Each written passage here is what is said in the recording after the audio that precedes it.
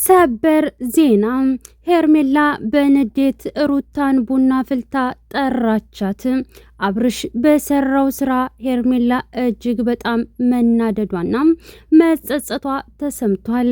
ይህን ጸጸትም ተከትሎም ሩታ ጥሩ ሰው ናት፣ ሀቀኛ ናት። አብርሽ ግን ብዙ ጉድ አለበትም።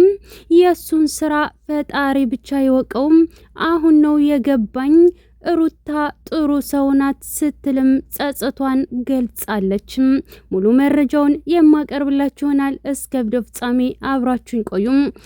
ሰላም ውድ ቤተሰቦቼ ሰላማችሁ ይብዛ። ለዚህ ቻናል አዲስ የሆናችሁ ሰብስክራይብ፣ ላይክ፣ ሼር እያደረጋችሁ ቤተሰቡ ነው አዳዲስ ትኩስ ቪዲዮዎችን የምታገኙበት ቻናል ነው። ከእናንተ የሚጠበቀው የምለቀው ቪዲዮ ከማንም በፊት በፍጥነት ከእናንተ ጋር እንዲደርስ የደወል ምልክቷን መጫን ብቻ የሚጠበቅባችሁ።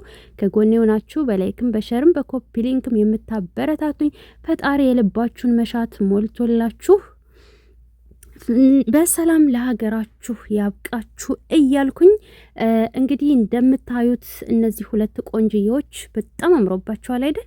እውነት ለመናገር በጣም ነው ያማረባቸው። ኦ ማይ ጋድ በጣም ነው የሚያምሩት የምር። እስኪ ተመልከቷቸው ማሮቼ፣ አላማረባቸውም?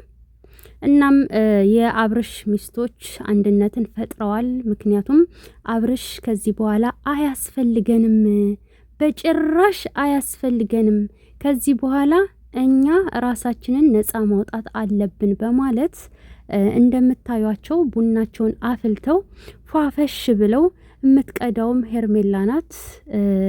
ሩታም እየጠጣች ነው በደስታ ማለት ነው።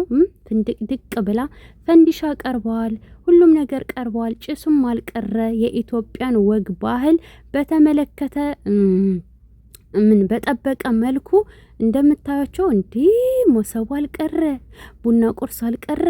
የጀበናው ማማርስ የጀበናው ማማር! አቤት ቡና አቀዳድ፣ አቤት ቡና አጠጣጥ፣ ቡና አጠጣጥ የሩታ ቡና እንደምታዩት ደግሞ ስኒው አልገረማችሁም ማሮች?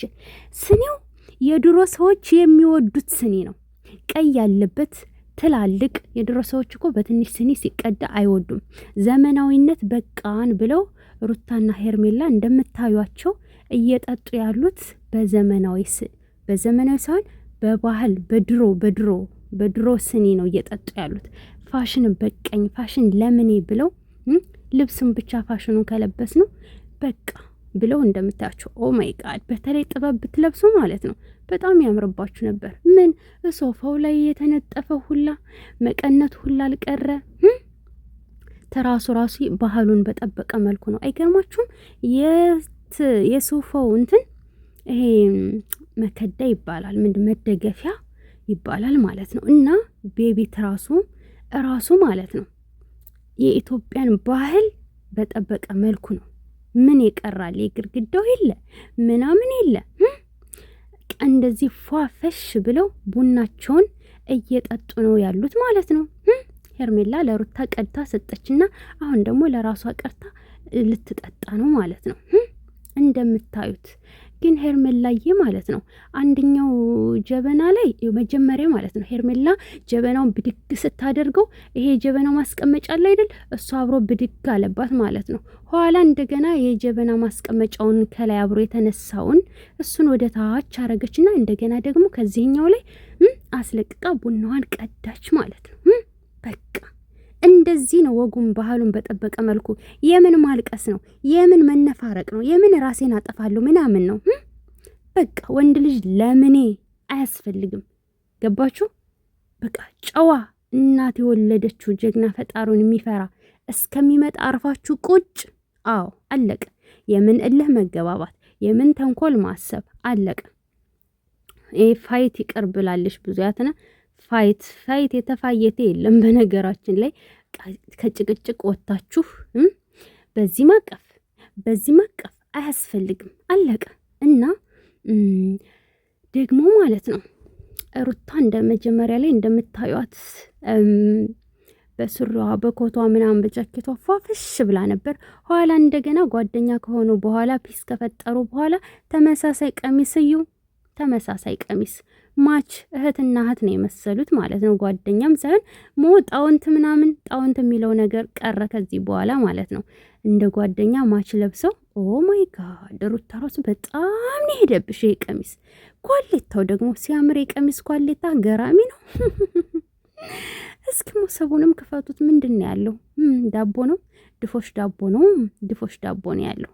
እኔ እንኳ አይቼዋለሁ። እነሱ ተመልካቾችም ይዩት ብዬ ነው እንጂ እነሱስ እንዴት ይቀርባቸዋል? እና በነገራችን ላይ ቪዲዮውን ልቀቁልን። ለእኔ ብቻማ በውስጥ መላክ የለባችሁም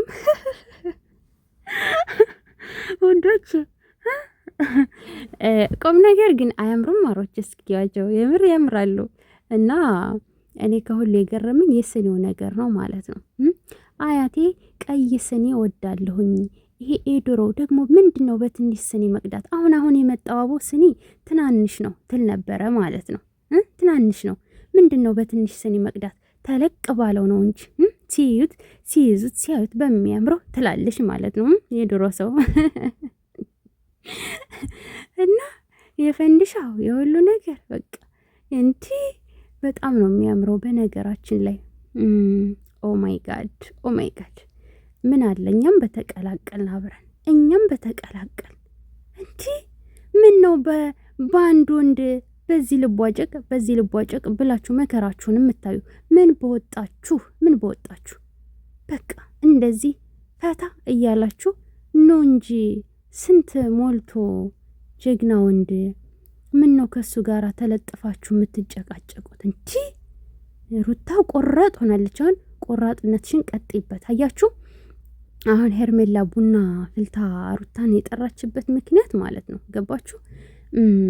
ትናንትና ሩታ የመልካምነቷን ጥግ ስላሳየቻት ነው። በቤቷ መግቢያ ሰርታ ምን ብላ ራሴን አጠፋለሁ ምናምን ስላለች ቀስኪ መጽናኛ ይሆናት ብላ 100 ሺህ ብትገባ ብላ በቤቷ መግቢያ ሰርታን የሰጠቻት። ገባችሁ?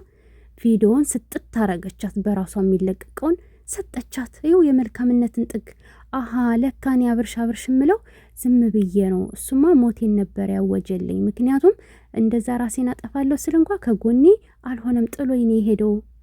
አዳሬን ራሴን ባጠፋም ኖሮ እኮ እሱ ግድ አልነበረውም።